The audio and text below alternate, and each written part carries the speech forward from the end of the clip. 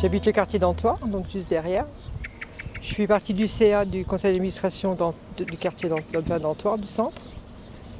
Je fais partie du conseil citoyen. Je suis bénévole à la Croix-Rouge.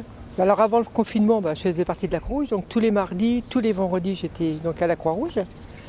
Avec les conseils citoyens, on faisait beaucoup de réunions. Donc j'avais des semaines bien chargées, entre ça et les petits-enfants à garder aussi la nuit. Donc moi, je ne me suis jamais ennuyée avant le confinement. Pendant le confinement, ça m'a permis d'être en contact avec donc, les bénéficiaires. J'ai une voisine au-dessus de chez nous qui est âgée, donc on allait chercher son pain, on allait amener du pain chez d'autres personnes. Donc voilà, j'ai toujours donné de mon temps. Ça m'a permis de mettre ma maison à propre, de revivre autrement, parce que quand on n'arrête pas, on n'a pas le temps de faire à la maison. Donc on a découvert une autre vie par le fait. Et puis là, j'étais 15 jours faire la collecte au magasin Cora par rapport au CCAS pour aider les personnes les plus démunies, en partenariat avec le Cora. Donc moi je partais le matin, on a fait ça 15 jours, de 10h jusqu'à 17h, tous les jours avec le pique-nique, les casse-croûtes, et on a récupéré presque 900 kilos de marchandises, qui a été distribué après aux personnes âgées, distribuées directement par la mairie. Donc moi je suis contente parce qu'on a d'autres bénéficiaires que nous on connaît à la Croix-Rouge. Donc il y a eu des personnes âgées qui avant ils n'osaient pas venir, mais qui là ils ont eu des colis grâce à la mairie. Donc ça nous a encouragés. Et puis les gens ont joué le jeu quand on leur expliquait bien pourquoi on faisait une collecte. Parce que les gens disent oui, toujours donné, mais on a expliqué que c'était la mairie qui distribuait directement. Donc là il n'y avait pas de gaspillage, ils étaient contents. Et donc on a vécu 15 jours bien, parce qu'on avait un directeur du Cora qui nous a bien aidés, il venait nous voir avec le sourire, on a fait plein de choses. Et le contact avec les gens très bien passé, parce qu'il y avait des gens qui ne connaissaient pas tout ça. Des gens de la campagne, ils ont dit les maires ne font pas tout ça. Ils disent vous avez de la chance à Verdun. La Croix-Rouge, on ouvre le 26, vendredi là, on va nettoyer, désinfecter. Et parce qu'on était en confinement, donc on n'avait pas le droit d'ouvrir, comme c'est tous des bénévoles d'un certain âge. Là, à partir du 26, on ouvre la Croix-Rouge, c'est pour ça qu'on a arrêté la collecte au Cora. Donc nous, on reprend, on rattaque les bénéficiaires.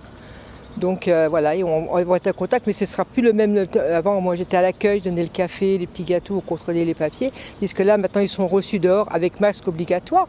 Donc c'est tout un chamboule-tout avant et l'après. Avant, il n'y avait pas le masque, maintenant ils vont arriver, ils sont obligés d'avoir le masque.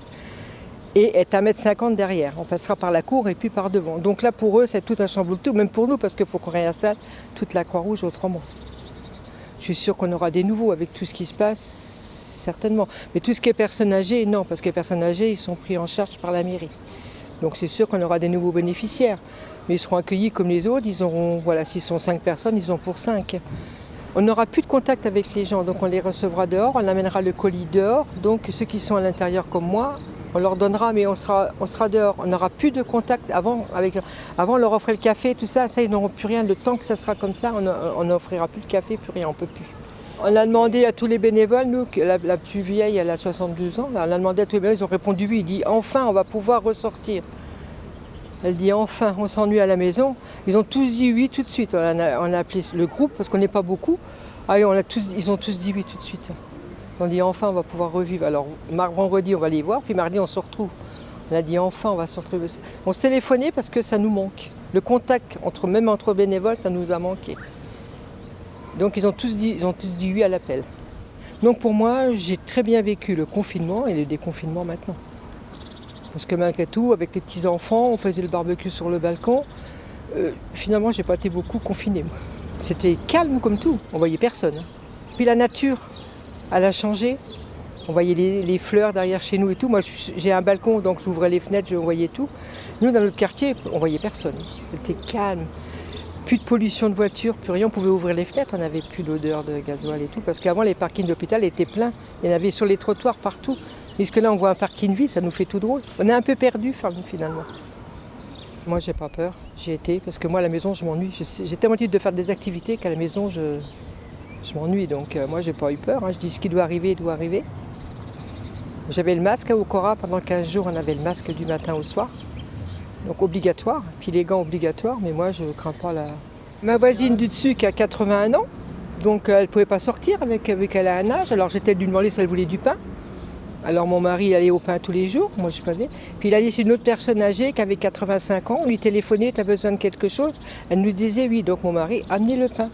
Alors je trouve qu'on s'est rendu utile et on discutait avec les gens quand j'allais en ville, dit facilement avec les gens. On allait vers eux, ils étaient contents parce que il dit les gens n'osent pas nous causer. Mais j'ai dit c'est pas une maladie. Je dis on peut causer aux gens mais éloigner. Donc ils étaient contents parce que on a pu discuter de tout et de rien, puis eux racontaient un petit peu, puisqu'il y avait des personnes âgées, ah oui on ne peut pas aller là, on ne peut pas aller au cimetière, on ne peut pas aller tout ça. Alors on essayait de les réconforter, mais ça m'arrivait de causer avec des personnes dans notre coin. Que là maintenant pour aller continuer à aller demander aux gens s'ils veulent des courses ou quoi que ce soit, avant on ne le faisait pas.